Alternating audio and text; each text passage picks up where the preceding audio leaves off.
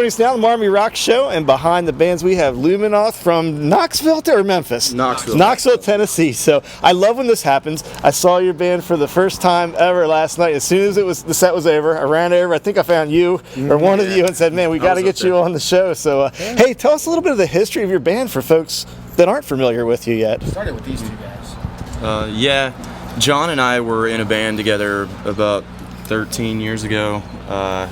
In Knoxville, and when that band dissolved, we started looking around for guys to play with because he and I were pretty much stuck together. Yeah. And so we found Paul, our drummer, who currently is at home after I'm going to ask you about that in a minute too. But we found him, and that's when we had a couple other guys playing with us, but they didn't work out. And then we got my brother Jason on guitar. And that's when stuff really started gelling, and we've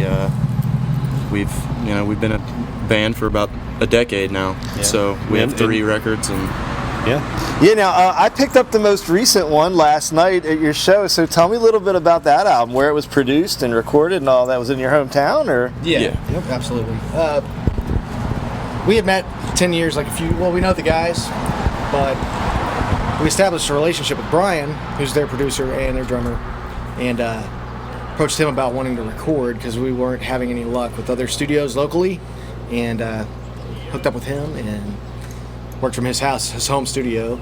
And it was about 2 years in the making before that. Oh, wow. So we went through some pitfalls with it, and it really didn't come together until we started working with Brian.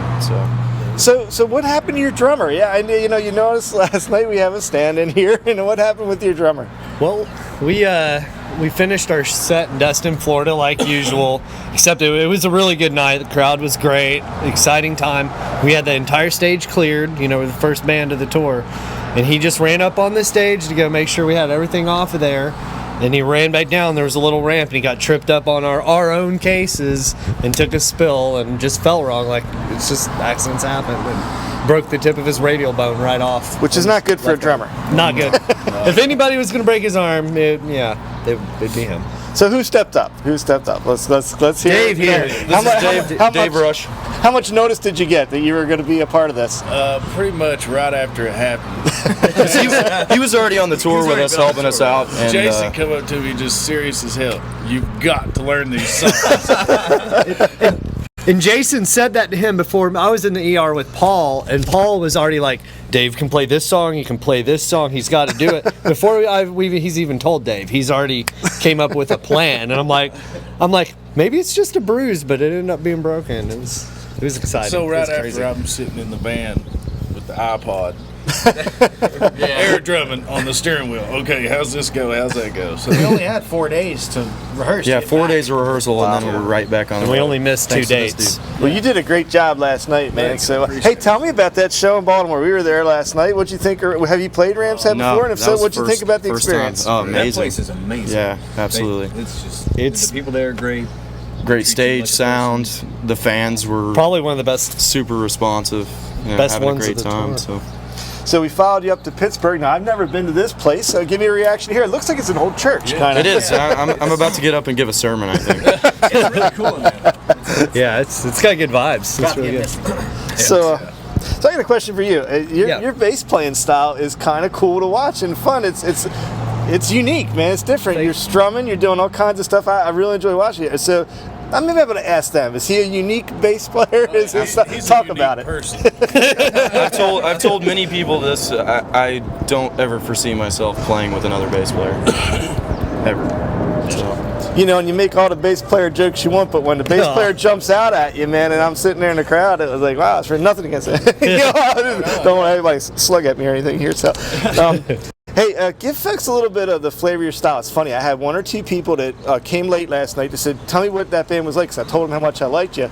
And the closest I could come was I felt a little bit of Soundgarden-ish kind of stuff. Yeah, but give folks the flavor from your guys' opinion. Or is that it? Oh, it's hard. It's hard. It's very, wide. We could rattle off bands for hours and have discussions from... the early 90s was definitely a big influence. Late 90s, even some guys playing right now, guys in our hometown. I mean, bands around us influence us, and then you can go back and listen to bands the 60s, 70s, 80s. I mean, we could have a discussion for hours. We've got influences from all over. Now, is that because of your background? In other words, like, does everybody like that kind of music? Sometimes I run into bands where, like, there's some unlikely things that people are into. Is there anything? Yeah, We've all got our unlikely things. What are the, share them. I always find it interesting. I'm a huge Stevie Wonder fan. As a matter of fact, Tony, who plays keys for the Glorious Sons, who aren't on this show tonight, but we're working out whenever he gets back from the show that they're doing. We're going to do an impromptu Living for the City on stage during soundcheck. So. Anybody else got anything? I think you were somebody over there was Chad's like, got some strange stuff. It's bad news when you put my Spotify on shuffle. It's bad news. Like, you end up listening to Spice Girls and like. That's when the earbuds go. Did I hear the in, Spice Girls? Really? Wow, don't hear much of that. I get the a lot of my friends, like Insane Clown Posse is one in particular that I get some crap about, but I don't care. It's music and I like it. So It's I mean, I'm really all across the board on music. I just love music, and whether you like something or not doesn't mean that music doesn't mean the world to somebody else. Yeah. So you've been on this tour, it looks like, for a little bit now. Are you about halfway through, I think, maybe? Almost over. We have about a week. Close enough. Give me like one of the high points from the tour. Obviously, we know the low point, losing how your drummer break his arm. Last night was one of the highlights. Really? Yeah, it was. Wow. And Omaha, Nebraska was amazing. That was early on in the tour. Actually, the and we night, just he, never... the night he broke his arm was a high point. Oh, there's up until that point, right? It was the best show we played. Houston was amazing. Colorado Springs. We were really amazed. I mean, Omaha in particular, I was amazed, but Colorado Springs was. You're just like, what's in Omaha? And then you get out there, and it's all these kids just. We want music. Yeah. So the tour is about to wind up then. So what happens for you guys next? Are you going to be recording stuff? Are you going to be touring more for the summer? What's going on with you guys next? Definitely some writing. We've got some things in the works to hopefully get back out on the road. But there's a couple shows that it's not quite confirmed yet that we're looking at. We may play out just in April. That haven't been set in stone yet, but they're very close to being there, and we'll release that as soon as possible. And then meeting all these other guys on the road, so we definitely want to start recording and stuff, but we want to get out there and play again too. So where's the best place for people to go to find your music? Where do you want folks to head to? Facebook or a web page, or what's the best spot? Facebook and Twitter we're pretty active on. We're doing a lot more Instagram if people like the visual thing. YouTube. And your Facebook page is like Luminoth? Just Facebook.com/Luminoth. And I mean, we're pretty active on all of them. And if you go to our .com, which is just luminoth.com, you can get to those other places.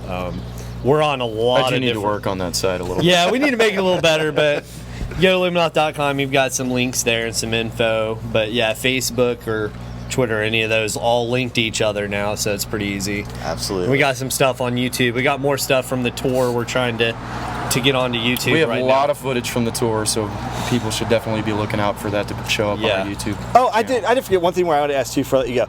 Opening song last night. Tell me about that tune. It was actually my favorite tune in the set. Yeah. The Feigned Servant. That was actually, I want to say, one of the first songs we started writing. It was close, yeah. It was for this new record, Other Worlds and Allegories, and I mean, it's just a hard-hitting song with a little bit of a nerdy twist lyrically. Why'd you nod that way when you said that? Well, I mean, it's me. Paul is there. I read a lot of fantasy, so I mean, it's He just nod his head all around the room. It's definitely one of my favorites to play. That and The Beam, which was about the third song we played last night. Well, Luminoth, everybody. I had a great time seeing you last night. I'm looking forward to seeing y'all again this night. So thanks for being here on the show, guys. Thank you. Thank you.